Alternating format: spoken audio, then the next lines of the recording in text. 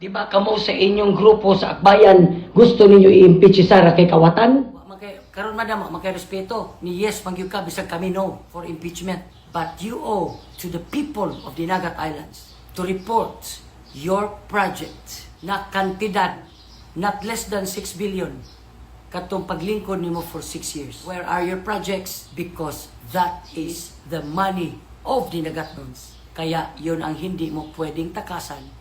Kahit ayaw mo, sundin mo ito. I-report mo, i-post mo. Asa ang imong mga projects katong pagka 6 years nimo o pagka-governor nimo. Because that you owe to the people of the Nagat Islands. Because that is the taxes, that is the people, the Nagatnons' money. Okay?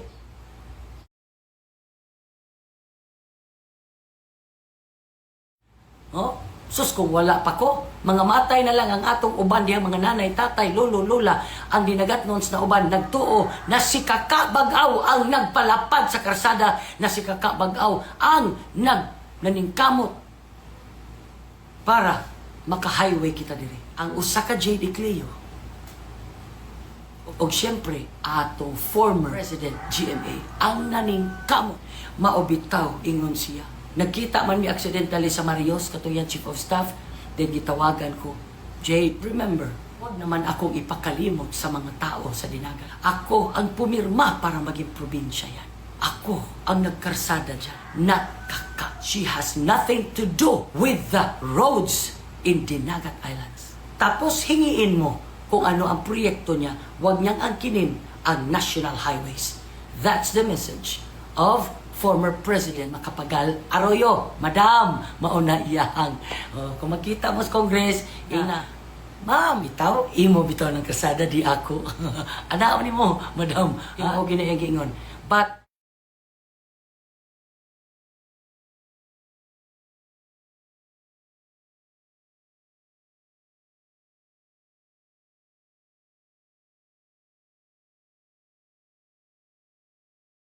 this is the right time for me to ask an apology to every Dinagatnons. Bakit ako humingi ng tawad? Dahil nasaktan ko kayo, napikon kayo, dahil nag-expect kayo sa isang tao, tapos nabigo kayo. Hindi sana kayo makaranas niyan ngayon kung hindi ko dinala si Kaka sa probinsya sa Dinagat Islands. Dito siya ipinanganak sa Loreto, pero walang nakakakilala sa kanya dito. Kung hindi ko siya tinanggap as caretaker. But sometimes, may pagkasutil din ako, naawa ako kay Kaka. Kasi when they invited me to an event sa Akbayan, may sinabi siya sa akin na nasaktan siya kasi unang term lang, tinanggal na siya. Bakit ako sutil? Sinabihan na ako ni Madam GMA. Nak, inaanak ako ni Madam GMA. Kaya sinabihan niya ako, I went to her office. Sabi niya, ano ba yung narinig ko na kukuhain representative sa Akbayan? Alam mo ba kung ano ang Akbayan, anak? Ha, Jade?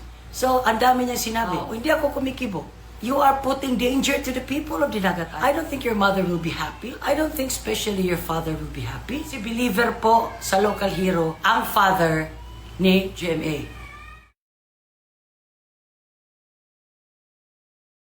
Why? You don't need caretaker para lumabas ang pondo. Sabi ko kasi hindi daw matutuloy ang mga kalsada na sinabi mo, madam. Don't believe. Nasa DBM na yan. Hindi ba't nag-uumpisa na? Na may mga engineer na nag-check dyan. Start Jade, ang proseso ng government matagal talaga. But remember, it was already included in my SONA, Dinagat Islands National Road, Basilisa to Loreto.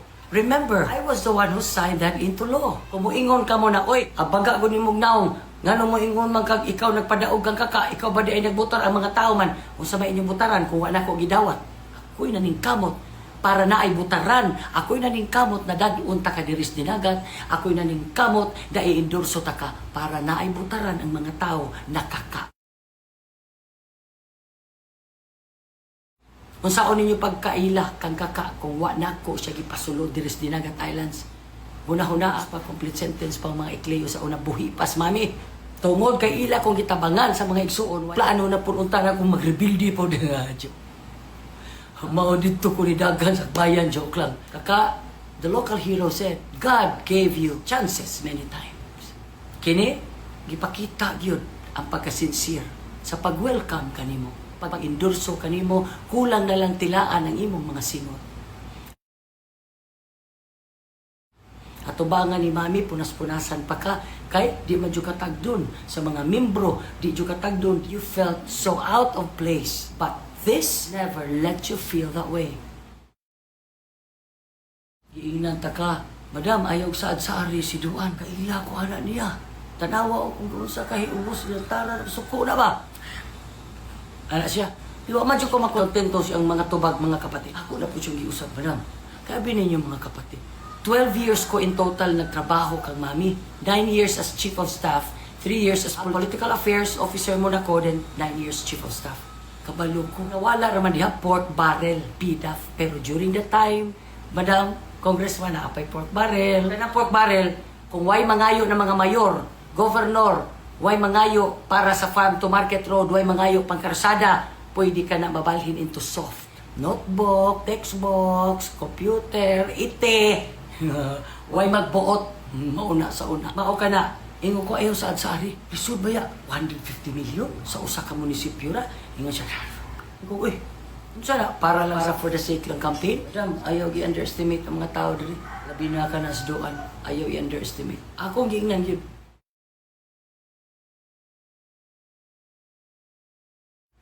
Grabe ramang good, Madam, kamubo ang tanaw ni mo sa mga tao, dali rin ninyo binuangan. Sus, kung wala pa ko, mga matay na lang ang atong uban diya, mga nanay, tatay, lolo, lola, ang dinagat noons na uban, nagtuo, na si kaka palapad sa karsada, na si kaka bagaw, ang naningkamot. Ang usa ka J.D. Cleo, o siyempre, atong former President GMA, ang naningkamot. Mauna,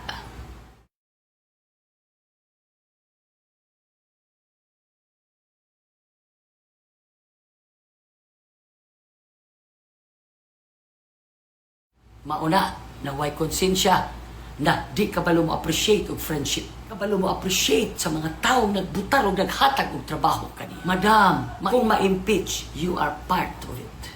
Kung di po ma-impeach, this will never be forgotten. That you ignored, totally ignored, and you totally played as deaf and blind to those who voted and trusted you. Di ka na makalimtan, Madam. Mag-ampo ka kung mamatay ako para mailad na po ninyo ang mga tao. Pero ako, wag ko magpa-cute-cute kay kanang ingon-ini na nasakitan yun ko. Wag yung ka kaila, yun, no? Kaya di yung ka mo ila.